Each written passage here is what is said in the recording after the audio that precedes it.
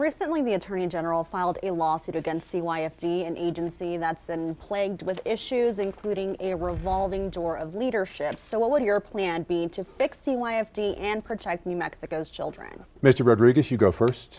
We've been under an order within CYFD for years, a case related in the past, which has tied the hands of CYFD. The first thing I will do as governor is to get that issue resolved, no longer be held hostage, and allow our CYFD folks to do their job.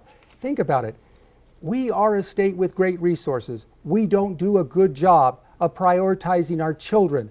I keep talking about applying common sense. Never should a child be sleeping in a CYFD office. It basically goes back to leadership. We've had a revolving door in CYFD, 7 secretaries in the last 10 years. That's not leadership. As governor, I will prioritize the well-being of our children, that it comes first and foremost. I love the idea of fixing our problems, and number one goal is to fix CYFD. Mr. Hall, you are next. Thank you. Kids come first, and I absolutely agree. The report that came out from the Attorney General's office was appalling at how CYFD was being managed. And so first thing we do is get a leader that is certified in all of these areas to make sure that we have the best leadership possible running that organization. Second off, we have accountability and peel back the curtain on what's going on there and make sure that from the Attorney General's office we fully utilize the Office of Child Advocacy to make sure that there is an independent audit and review of everything that's happening in CYFD constantly, because kids have to be protected. We cannot allow children to be dying in the state's custody when what we're trying to do is protect them.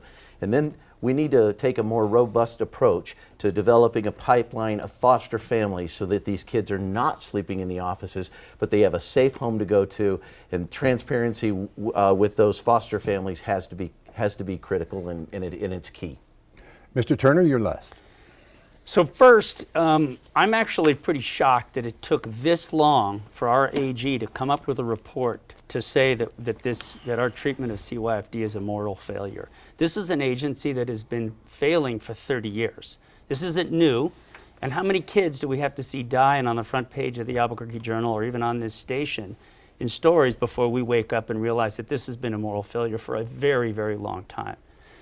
So I think there's a few things that we need to change. One, I think there is a culture within CYFD that does not respect transparency. We have a habit of kicking the can, or it's a hot potato. Someone has to be responsible, and in my administration, the governor will be responsible. I believe in micromanaging this until it's fixed. Number two, we have a shortage of social workers. We have a shortage of resources that go in to caring for these kids. And number three, we have to get rid of our policy of reunification.